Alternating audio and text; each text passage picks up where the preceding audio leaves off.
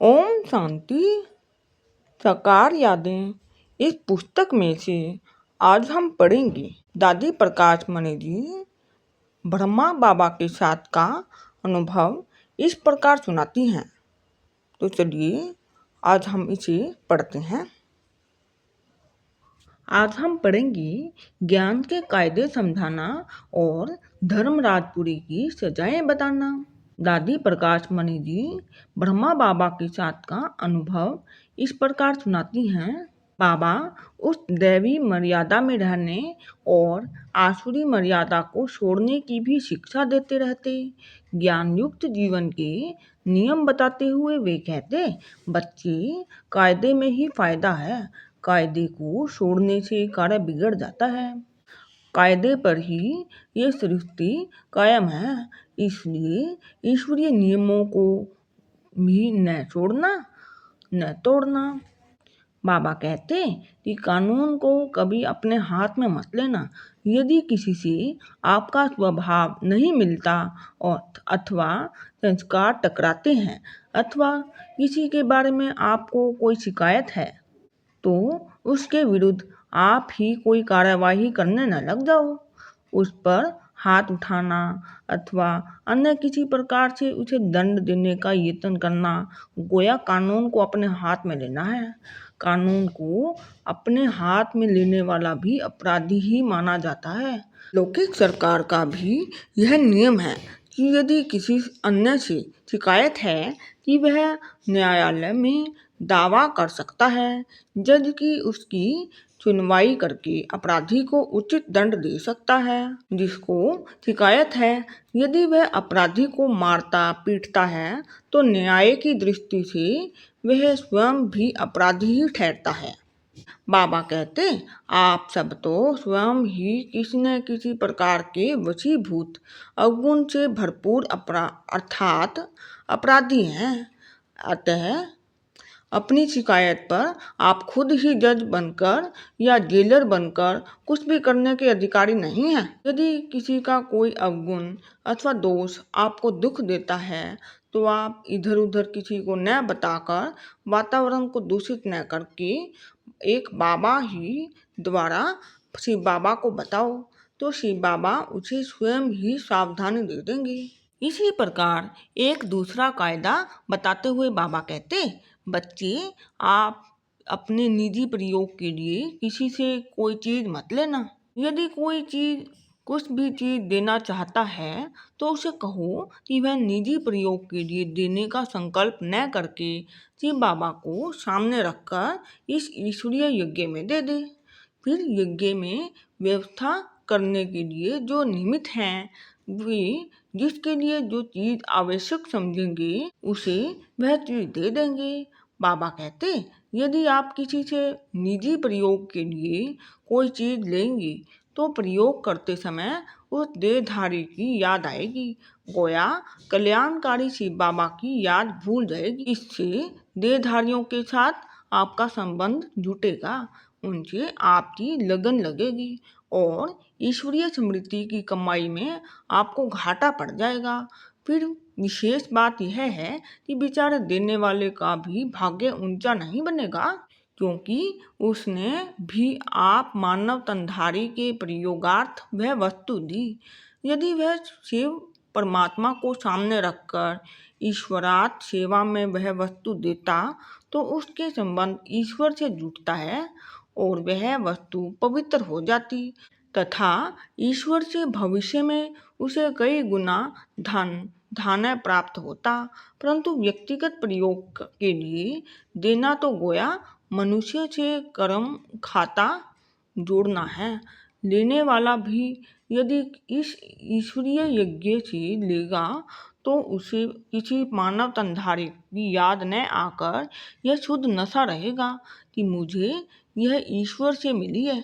उसका नाता और प्यार भी ईश्वर से जुटेगा और जिस व्यक्ति से उसको वस्तु मिली उस मानव तनधारी का वह आभारी अथवा ऋणी भी नहीं होगा। बाबा कहते, आप ईश्वरीय कुल की संतान हैं।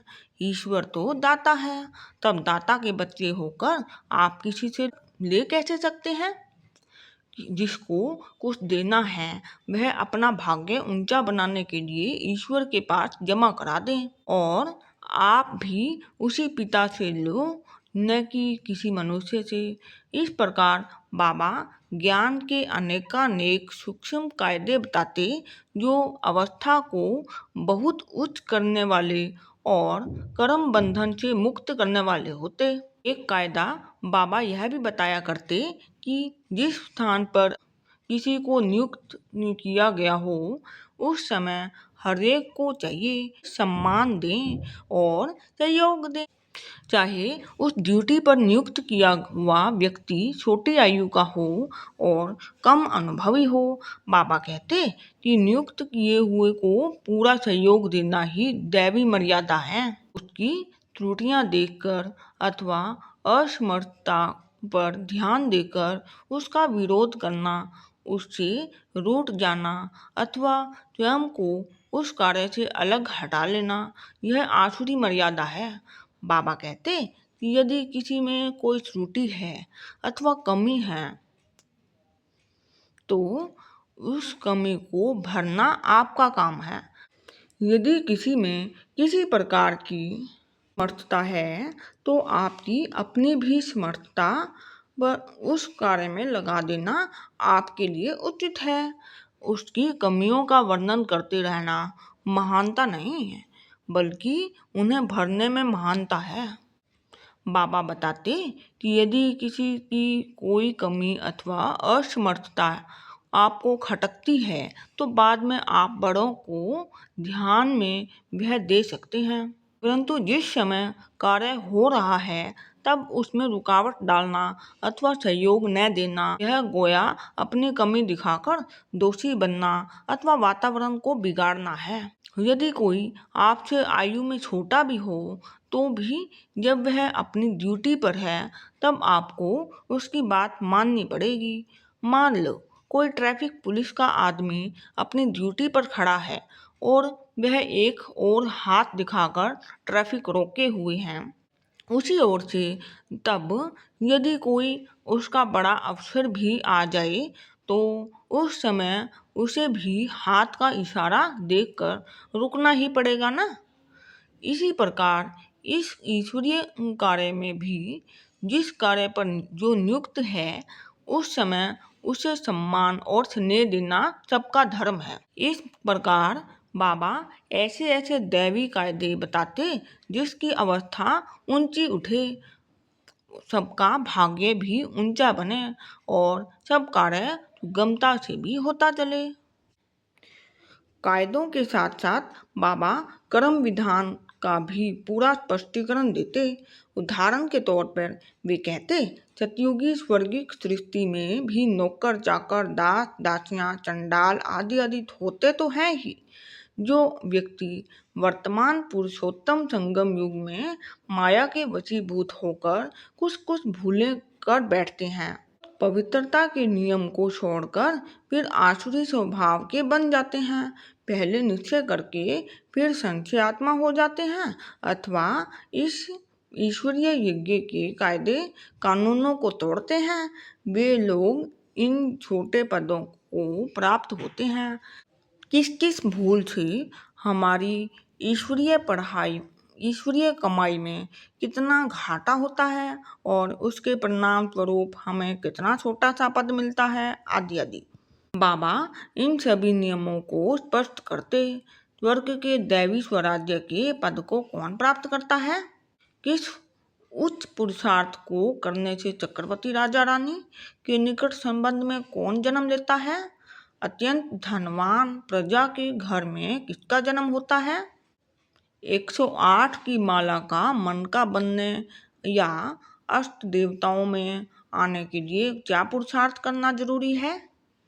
इन सभी बातों का बाबा स्पष्टीकरण देते रहते कि जिससे पुरुषार्थ करने की प्रेरणा नित्य निरंतर मिलती रहती।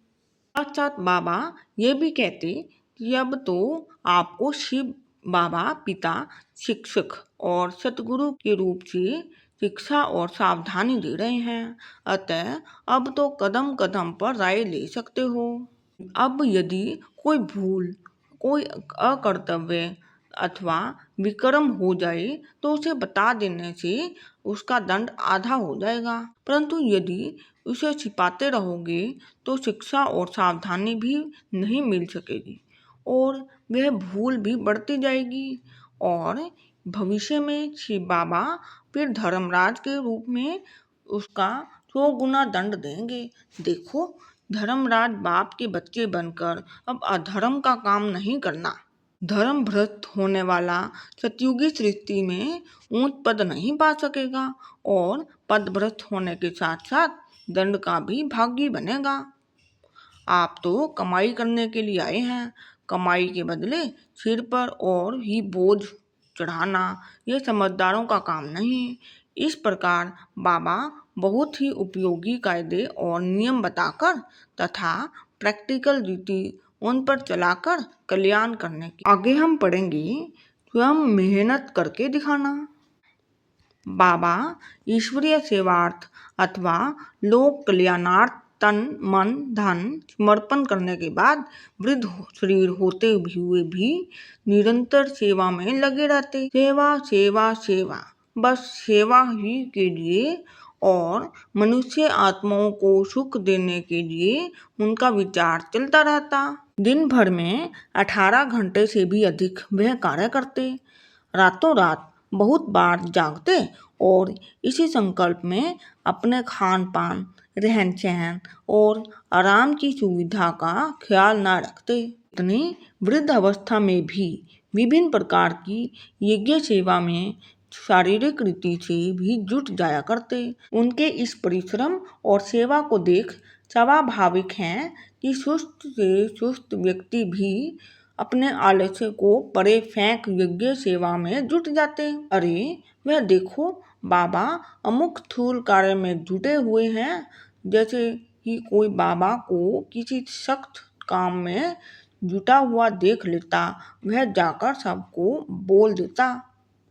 सभी लोग झट से वहां पहुंच जाते। वे कहते, बाबा यह तो हमारा कार्य है, आपने हमें क्यों नहीं कहा? बाबा अब तो इसे छोड़ दीजिए, हमारे होते हुए भी इसे आप करें, यह हमसे बर्दाश्त नहीं होता। बाबा कहते, नहीं बच्चे, यह यज्ञ की सर्विस बड़ी मधुर और प्यारी लगती है, क्या करूं, यह मन को बहुत भाती है। बच्चे सारे कल्प में एक ही बार तो शिव बाबा यह सर्वोत्तम ज्ञान यज्ञ रचते हैं और उसके लिए ये वृद्ध तन भी में ही आते हैं। तो क्या इस वृद्ध तन को देखकर मैं कल्प कल्पांतर थूल सेवा ही न करूं? मैं भी तो शिव बाबा का स्टूडेंट हूँ।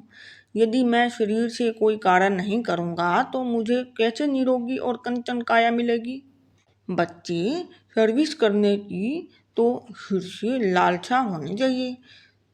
दधीचि ऋषि के समान इस यज्ञ में अपनी हड्डियां भी तो देनी चाहिए, तभी तो यह शरीर पावन बनेगा। इस यज्ञ की जितनी सेवा कोई करेगा उतना उसको शिव बाबा से बल मिलेगा और उसकी आयु भी लंबी होगी, क्योंकि शिव बाबा अपने सर्विस एबल बच्चे की संभाल तो करते ही हैं। बच्चे जैसे शिव बाबा से प्यार होना चाहिए, वैसे ही उसके इस यज्ञ की सेवा से भी यहाँ के एक एक कण से भी प्यार होना चाहिए और उसकी संभाल करनी चाहिए। आहा, हम ब्राह्मणों का यह सेवा का जीवन कैसे सुहावना है। ऐसा अवसर तो सारे कल्प में फिर कभी मिलता नहीं, जबकि शिव बाबा ही कहते हैं कि मैं अब बच्चों का फरमान बरदार सेवक हूँ, तो मैं भी आप बच्चों का सेवाधारी हूँ। इस प्रकार के वचन जब बाबा बोलते और स्वयं भी सेवा में जुटे रहते तो सोचिए कि किसके मन में कार्यरत होने के लिए प्रेरणा नहीं मिलती होगी। रात्रि की क्लास में भी प्राय बाबा पूछा करते, लाडले बच्चों बताओ और कोई सेवा है बाबा के लिए? ये बाप भले ही ऊंचा बनने वाला है, परंतु फिर भी बच्चों का गुलाम है। अहो, जब ऐसे शब्द बाबा बोल देते तो बताइए मनुष्य के मन को कैसा लगता होगा। सारी सृष्टि का बाप यदि सेवार्थ स्वयं को गुलाम माने तो इन मनुष्यों की क्या हैसियत। बाबा के ऐसे शब्द सुनकर मनुष्य के मन में लोक कल्याणार्थ सेवा के लिए एक अदम्य जोश उठता और मन कहता कि अगर बाबा आज्ञा दें तो अभी पहाड़ भी हिला दिया जाए। बाबा यहाँ तक भी कह दिया करते, जो शिव बाबा की सेवा में कार्य ना करता है वह नास्तिक है। देखिए तो नास्तिक शब्द की ये नई परिभाषा यह कैसा स्पष्ट कर रही हैं कि बाबा ईश्वरीय सेवा को कितना महत्व देते। बाबा ने हम बच्चों को यह नारा दिया कि ईश्वरीय सेवा करना ही सौभाग्य बनाना है। इस प्रकार बाबा मन वचन कर्म से सेवा में लगा हुआ देखकर सब किसी का सेवा में जुट जाना स्वाभाविक था। आगे हम पढ़ेंगे खुशी में लाना और हल्का करना। दादी जी बताती हैं, बाबा सदा खुशी में रहते और सदा ऐसी ही बातें सुनाते कि कोई मनुष्य कितना भी अशांत क्यों न हो, चाहे कितने भी उलझनों में पड़ा हुआ हो, बाबा की मधुर मुस्कान को देखते ही उसकी उदासी और चिंता भाग जाती, खुशी का पारा चढ़ जाता। किसी ने भी आज तक बाबा के चेहरे पर चिंता या उदासी की रेखा नहीं देखी। अतः बाबा के आसपास वातावरण में सदा खुशी की लहरें अथवा खुशी की खुशबू फैली रहती। उस पवित्र खुशी के वातावरण में माया की बातें तथा सांसारिक उलझनों भूल जाना मनुष्य के लिए स्वाभाविक ही है। वातावरण ही ऐसा हुआ करता है कि शायद ही किसी के मन में अशुद्ध संकल्प उठते होंगे। बाबा कहते, बच्चे आप ही पवित्र रहने वाले सच्चे ब्राह्मण कुल भूषण हो, राज ऋषि हो, राजयोगी हो और ईश्वरीय कुल के हो। इस प्रकार बाबा बच्चों को सदा खुशी और उल्लास में लाते रहते और कहते, बच्चे माया के विघ्न बहुत आएंगे, तूफान बहुत आएंगे, परंतु घबराना मत और हिम्मत नहीं हारना। अब जबकि आपने शिव बाबा को हाथ दिया है तो आपका अकल्याण नहीं हो सकता। अब आपकी चढ़ती कला है, इसलिए सदा यह सोचते हुए चलते चलो कि सर्व समर्थ शिव बाबा हमारे साथ हैं। ऐसा निश्चय रखोगे तो निश्चय आत्मा की विजय होती है। आप विजयी रत्न हो। विजय का तिलक तो आपके माथे पर मानो लगा ही हुआ है। बस आप इतना करना कि घबराना नहीं, थकना नहीं और रुकना नहीं, बल्कि जो राह अब शिव बाबा दिखा रहे हैं उस पर चलते चलना। इस प्रकार बाबा विघ्नों को ऊंची मंजिल के नजदीक पहुंचने का चिन्ह बताकर सदा यही कहते कि बच्चे ये सब अंतिम सलाम करने आए हैं। बस ईश्वर के सदके प्रेम में इनको पार करो तो आपके कदम कदम में पदमा पदम की कमाई होगी। इन युक्तियों से बाबा नित्य प्रति सबको खुशी का प्याला पिलाते हुए उनमें नया दम नया जोश भरते हुए उन्हें ऐसे तो ले चलते रहते कि मनुष्य को अपने सब भूल जाते, समस्याएं हल्की मालूम होती और मनोविकार उनसे सहज ही छूट जाते। बाबा की जितनी भी युक्तियों का वर्णन करें वह थोड़ा है। ऐसे अन्य अनेकानेक विधि विधाओं से, प्यार दुलार की बातों से, हर्ष उल्लास की दिनचर्या से, स्नेह सौहार्द से, ज्ञान विज्ञान की वर्षा से, उच्च आचार विचार के दर्शन के बाबा कितनी ऊंची मंजिल पर कितनी सहज रीति से सबको सफलतापूर्वक ले आते रहे। यह अद्भुत अलौकिक अनुभवपूर्ण और उल्लासप्रद कहानी है जिसका यहाँ कुछ अंश ही हमने ऊपर की पंक्तियों में दिया है। फिर कल हम पढ़ेंगे पिता श्री निंद्राजीत थे। ये दीदी मनमोहिनी दीदी बताते हैं